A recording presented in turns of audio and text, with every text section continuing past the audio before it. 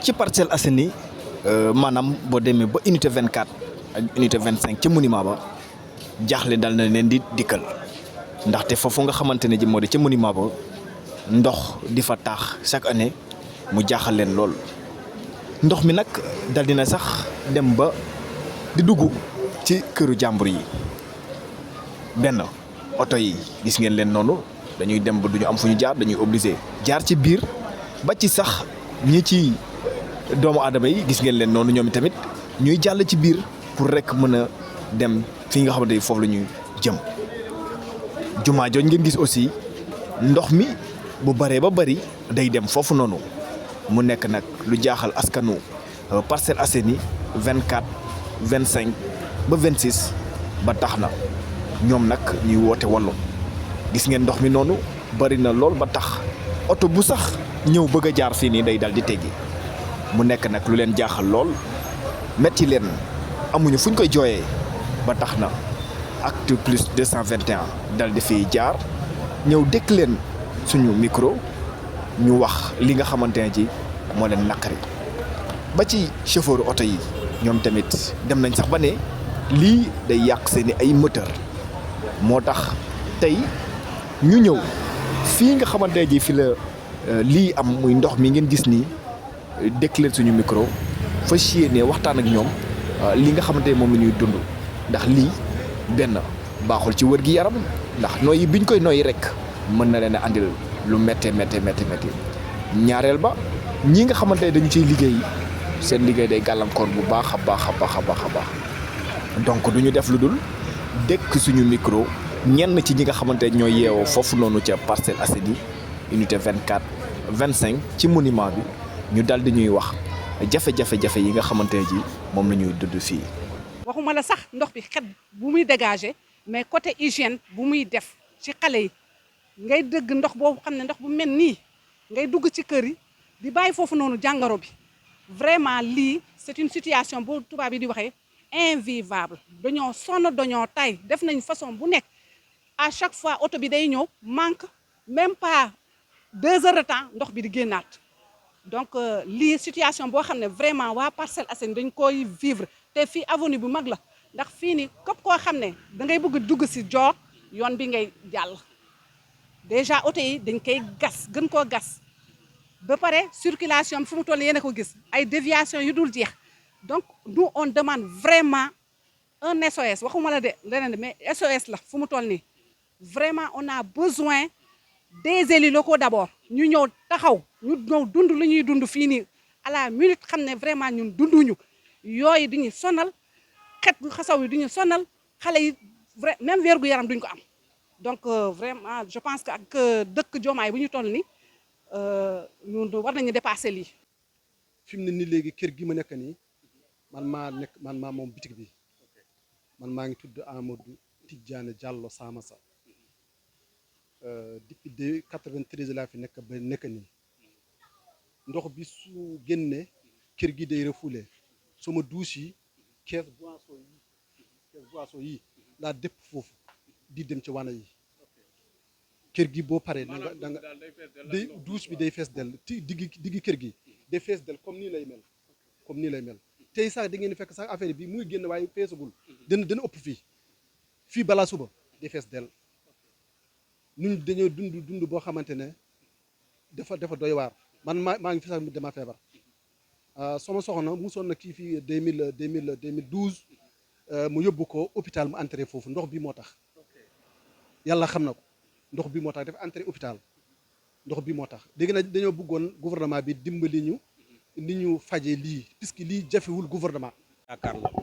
li commencé fii bu ndox mi xasee ñëw fi jàkk ji kenn dootu ca dugg du kenn nag wala boog xanaa ñiy jóge koñ bala ca kaw ñooy mën a ñëw waaye ñi nekk fii dootu ñu dugg sama mbokk yi ma njaay ñoom ñëpp kenn mën a jële ji kenn fii ba ngay dem 40 mètres ndox mi kon noonu lay def dugg ci biir fii ba ngay dem 20 mètres aussi mooy tam ndox mi noonu la fiy def dana jël taa oto manqué bi fiy ñëw bu ko manqué dana dem waaye bu ci suba saa bu mel ne manque dindiwu ko fii manque dindiwu ko toj tiwo yi defaraat tiwo yi baax defar ko régal bu baax mooy tax ndox mu ñëw wàcc dem day dem ba duus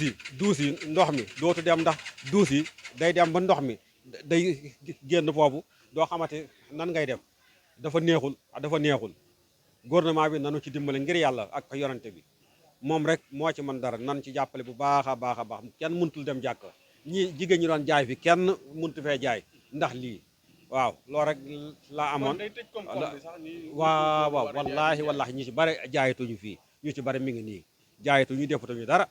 jàkka jaa nga ne kenn mënul jégg sa tànk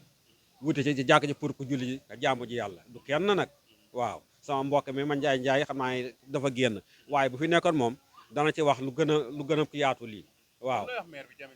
Jamil Sané day moom jéemu fi dara man day wax di yàlla tax may wax musuma ko teg bët de wax dëgg yàlla nanu jàppale bu baax a baax ndax man fii guddeeg bëccëg maa ngi fii su ma fi xëyul ñëw bu ngoonee maa ngi fi nañ ñu jàppale ngir yàlla waaw loolu rek laa ci amoon ko lu may wax waaw maa ngi leen di sant waaw chaque jour xoola da ngay jékki-jékki fos bi ubbeeku laa yax bi bëgg a dee nii war nañ fatal si nag dafa ras si ndax du dëgg du yoon nag lii nii lan waaye day jékki-jékki rek gars yi ñuy ñëw ubbi affaire yi xoolal mu demaat waaye mu jékki-jékki ñëwaat waaw te démb boo gisee lii lan moo tax mu gën a ñëw fos bi kii bi nekk fële robinet bi moo ubbeeku bi mu ubbeekoo nag ndox mi doon ñëw noonu ndax xoola fële daa kawe fii daa wàcc suuf nii looloo ñëw nag gën a dugg si kii bi nag affaire bi ubbeeku kon nag ndox taw bi bu ñëwee fan lañ jëm lii nag du dëgg du yoon nag waaw war ngeen si jàppale nag sonal nañu lool gis nga suñu liggéey yëpp parce que da koy yàq gis nga koñ bi kenn dootu fi mën a jaar ñu sol seen yére yi bu ñu ñëwee fii romb fii parce que oto yi da leen di xama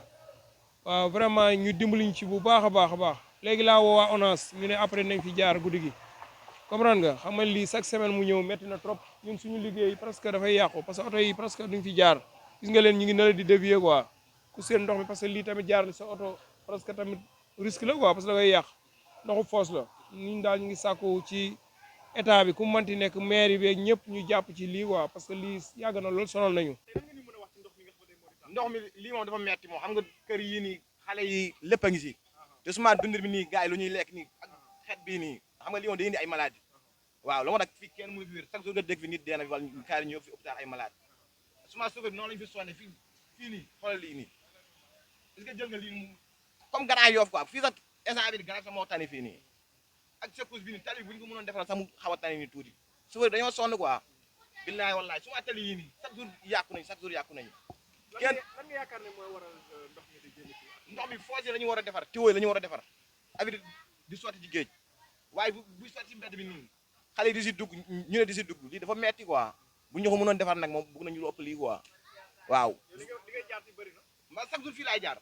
auto commerçant laa yore damay tourner rek ban impact lay am ak seen auto moteur bi wala day yàq moteur bi day yàq ay moteur su ma yow yaa ngi ni fu nga taxaw yaa ngi ni tooyal na oto bi mu ngi lay tooyal parce que bu yéexee tuuti fii lay toog te bu fi toogee beneen coono lay doonaat sa moto mën na si kuule wala seneen yàqu si balaa nga fi am sa entraîneur sax mën na si yàqu te fi xam nga lépp lu fi yàqu mën na fi wàcc nga naan da ngay defar ndoxu foos kese ñoo fi nekk chaque année nii lay ñëwee léegi imaginer bu tawee lu ñuy def gis na day dugg ba kër day dugg fépp du ñu mën a jaar oto yi sax mënuñu jaar yëpp ñu gis ñu wax waa état ñu jàppale ñu lii vraiment du yoon quoi waaw yoon ñu jàppale ñu dimbale ñu waaw pour lii ñu mën a ko defar chaque année nii lay mel chaque année amuñu solution bu ñu vidé ko même pas 2 jours une semaine mu ñëwaat léegi duñu xam fu ñu jaar fu mu toll nii gis na ñu ngi si rond-point bi xamuñu fu ñu jaar boo jaaree nañ gis ndox boo jaaree nii rek nga gis ndox xoolal kër ni xoolal si biir ndox moo génn nii sama nekk fii fan laay fanaan day dugg ba si biir day dugg ba si biir fii boo tëdd nii guddi balaa ngay yow da ngay fekk fii fees del da ngay nekk di génn ndox rek vraiment c'est dommage boo ko xoolee en tant que ville. nañu dimbali ndaw ñi rek même bu ñu amul xaalis nañu am yoon bu baax rek parce que yoon moom mooy action bi quoi boo amul yoon moom doo mën a jàll waaw jubanti la ñuy wax kon nag fii nag nañ ko jubal bu mu neer njoj nga xam ne gars yi mën nañu fi aw normalement waaw secours yi xam nga li feebar lay dikkee suma ñu chauffeur dañoo sonn quoi secours yu bëri yii nii mu ci mën a dimbal nag xam nga nag monsieur le maire bi nag moo ci war a taxaw nag waaw devoiram moom nag moo si war a taxaw def devoiram dimbali booy yi ñun nag bëgg nañ liggéey trop waaye lii moom dafa metti moom billaay wallaay merci waay xet gi ñuy dund solution bi daal mooy autorités yi daal jëm ci jàpp quoi defar ko defar bu baax parce que ñëw tamit indi auto vidange ngàcc ko dem sa yoon tamit taxul dara sotti waaw bu ñu demee ngàcc ko même pas une semaine mu ñëwaat loolu moom parce que saafara bi du jurul lu bëri quoi defar ko daal defar boo xamante ni ñun ñëpp nañu am jàmm parce que koñ bi ñëpp a sonn instant yi gis nga kër yi parce que boo ciy dugg sax moo ci mën a dugg comprendre nga liggéeykat yëpp instant yi gis nga leen clando yi ci koñ la ñuy dugg nii pour jaar te fii route bu mag la gis nga route bi moo génne Grand Médine bee moo génne ci stade dem Dakar fii VDN la fii moo jëm autoroute kon ñu dimbali ñu ci bu baax a baax sonn nañ trop waaw ñun moom sonn nañ ñun ñuy defar fii liggéey fi sonn nañ rawatina ñun ñi nga xam pneu la ñuy liggéey te ndox bi bu génnee oto yi dootuñu fi jaar oto yi bu ñu fi jaar duñu liggéey ñun parce que ñun ci oto yi la ñuy liggéey di leen tollee gis nga parce que instant yi maa ngi bëgg a wàcc nii parce que dëkk ba laa jógee nii waaw parce que dama ne naa ñëw liggéey ñëw yem ci ndox bi dama découragé sax instant yi mais yàlla baax na ñu ngi daal ñaan saafara quoi non du ma mën a liggéey parce que oto yi dañuy dévier oto yi fële la ñuy jaar comprendre nga oto yi nële la ñuy viré quoi teggi côté bële parce que ndox bi tamit jaaral sa oto day yàq oto ndoxu foos comprendre nga ñi fiy jaar rek seen yére day yàqu comprendre nga dañuy mujjee sa obligé xam nga waaw borom moto yi gis nga leen dañuy waaw ci fi nit ñi war a jaar fi borom moto yi jaar parce que tamit oto yi dangay man daal ndox mi dimbali nañ ñu ci dimbali daal mais Parcelles daal mu jàpp ci bu baax a baax muy Jamil Sané mu jàpp ci parce que lii metti na trop comprendre nga non ñoom war nañ ko xam parce que fii ñu fiy jaar bëri na route bu mag la fii ñëpp xam nañ ko fii moom ku ko xamul Parcelles moom lii nag dafa yàgg waaw depuis jamono yi moom man fi laa ko fekk sax man mënuma la à peu près quoi mais fi laa ko fekk mais daal ñu ngi sàkku ci état bi ak mairie bi ñëpp mairie bi ñu jàppaleñ ci ndox mi sonn nañ trop boo paree nga jël góor gële muy bàyyi galaay moom tamit gis nga ko sonn na trop ñun ñëpp a sonn fii waaw kon daal ñu ngi sàkku daal yàlla nañu yàlla defal saafara daal mais sonn nañ waaw sonn nañ trop gis nga maire bale restaurant la yore mais gis nga ko parce que client yi du am fi ñu jaar comprendre nga waaw maire bale gis nga ko parce que des fois day tëj sax ndax oto yi duñu am nit ñi duñu am fu ñu jaar pour dugg foofu parce que ndox bi des fois day génn ba ci koñ bi nale waaw day dugg ba ci koñ boo demoon koñ bi gis fa ndox bi kon daal ñu ngi sàkku daal état ñu jàppale ñu quoi lii sonn nañ trop vraiment métti na xam nga te ñun liggéey rek lañ bëgg mais nag lii mënta ànd ak liggéey waaw ñu ngi daal ñaan état nu mu mën a jàppale ñu daal ba ñu mën a ndox mi mën fi jógee daal waaw jërë ngeen jëf ñu ngi leen di bëggee bu baax a baax yéen tamit di leen sant di leen ñaanal yàlla seen liggéey yàlla barkeel ko parce que li ngeen di def lu am solo la lii télé yu mag yi ñoo fi waroon ñëw di ko jël kon yéen ngeen nekk ay jeunes xama di jël lii ngir xama lu jëmale Sénégal kanam ñu ngi leen di ñaanal yàlla barkeel yokku leen bu baax a baax ba fa ñuy dégg média yëpp ñu dégg leen fa waaw kontaan nañ bu baax a baax waaw looy wax maire bi muy Jamil Sané mu nga xam ne moo jiite fii ci Parcelles. wax dëgg yàlla nag war na ñëw nag jàppale ñu nag si lii nag moom bu bëggee nag bu ëllëgee ñu votal ko nag war na ñëw jàppale ñu si lii nag waaw ndax du dëgg du yoon nag waaw c'est pas normal waaw war na def nag lu rafet nag ndax ñëpp nag gën a am sawar ci moom waaw loo amoon li may wax nag. looy wax si gouvernement bi te jamono ji ñu bëgg bu inondation du am te jamono ji leen di tawugut fii si 24 inondation am fi. neexul ba neexul de waaye war nañu yëg ndax yëgaguñ buñ ñu yëgoon moom li yëpp du fi am waaw war nañu yëg nag carrément nag gouvernement bi ci boppam war nañu yëg bu ñu yëgee nag ñu sant yàlla bu baax nag soobee rabbi sama wate jub ak jubbanti yéen ci sugoo leen seen bopp ndax ndox maa ngi taabalee ndax gisaguñ ko de gisoo tali bi sax laa oto bu fi romb di nga yëngatu force waaw war nañ fi defaraat moom carrément nag ñu door a xam ne nag jub ak jubbanti am na. kon yaa ngi leen di woo balaa nawet bay ñëw ñu profité defal lépp ba nawet bu ñëwee sax dara du fi am. wax dëgg yàlla ñu sant yàlla bu baax sax waaw bu ñu defee la ñu sant yàlla bu baax moom gën leen gërëm moom xam ne nag li ñu doon woote nag am na waaw lii yàgg na fi yàgg na fi trop moom waaw ay ati at ak ngi yàgg na fi trop ni muy def nii saa yu tawee nag ñuy bëgg a dee nag mel ni fii dex la waaw xoola même bu dul dex même bu tawulee sax laa lay wax nii xoola da ngay jékki-jékki gis ndox mu fees dell fii waaw nga foog ne daal taw waaw. loo jàpp ne mooy solution pour ñu mën ko def. ñoom ñoo xam de parce que ñoo ne jubbanti waaw ñoom ñoo xam nag nuñ koy joobee nag waaw ndax ndox mi mën a fat fi nag comme fenn yeneen dëkk yi ñu leen defaree ñu defaree fii tamit noonu nag ñu yëg ñu waaw. est-ce que yéen waa 24 yéen ñi dëkk fii tax ngeen seen i jéego dem ci mairie ba wax ak moom wala defu ko. ah wax dëgg yàlla de gars yi wax nañ moom ba sonn waaye xoolal dara waaw rek ngay dégg waaw léegi nag ñoom la ñuy xaar nag ñu ñëw nag waaw ba kañ waaw adduna nag loo gis day jeex waaw ñu ëpp ñu si doon wax ñëpp génn nañ adduna waaw léegi nag ñu fi des nag ah ñoo fi des ni te mënuñ dundee lii nag waaw lii nii sax lii nii xet bi rek baaxul ci doomu aadama waaw léegi xet bi baaxul ci doomu aadama te ku yëngu léegi rek anamoo dee na foo saa yi foo jógee dëj laa jóge foo jógee dëj laa jóge am na ñoo xam ne di jigu leen moom wax dëgg yàlla moom wax jugu leen waaw loolu la moom te xoolal romb sax presque du fee mën a am waaw war nañ ñu defaraat nag jàppale ñu nag ngir jëmmi rasulullah sallallahu alayhi wa sallam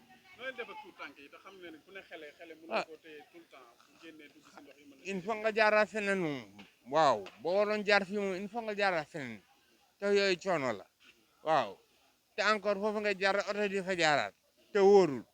erreur mun na fa am waaw moo tax nag nga war ngeen ñu jàppale nag ñu defar ko nag soobee rabbi samawati ma fil ardi waaw comme que jubbanti moo am kay na loolu am mu jeex tàkk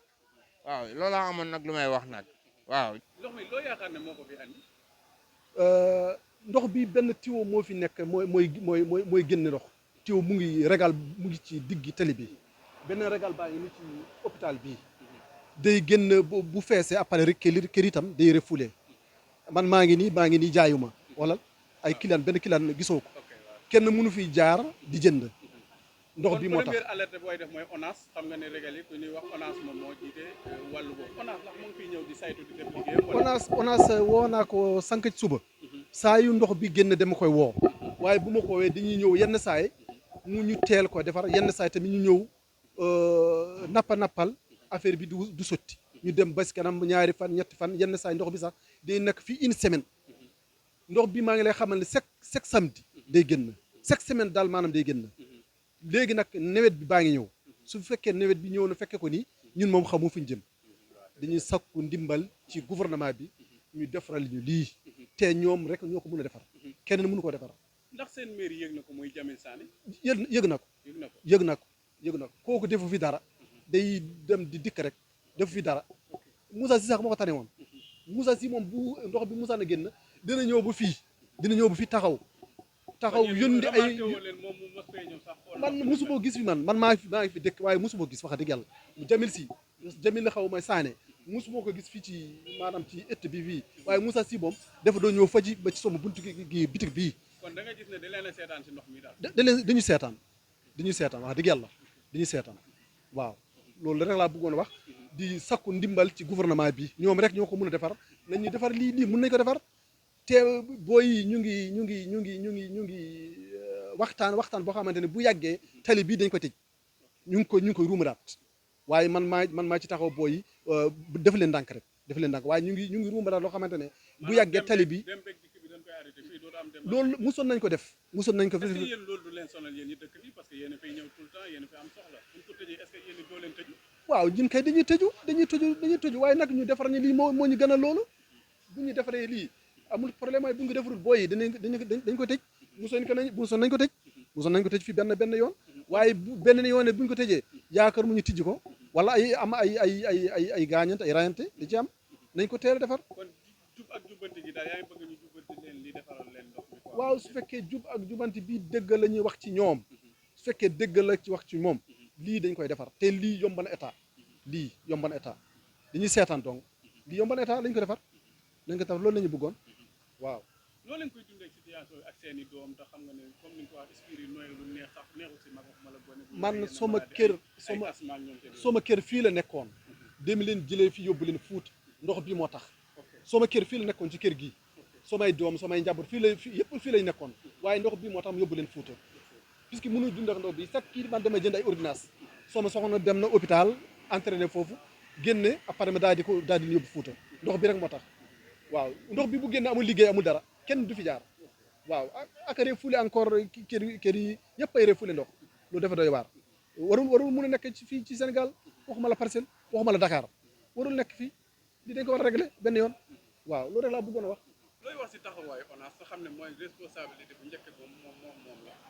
voilà bon ñu ngi naan ONAS waaw peut-être man je suis pas une technicien xëy na ONAS war na jouer rôle am nee naa leen ndox bi dañ koy wag kii comment dirais-je encore wëg mais du mot sax 2 heures temps mu génnaat xam nga man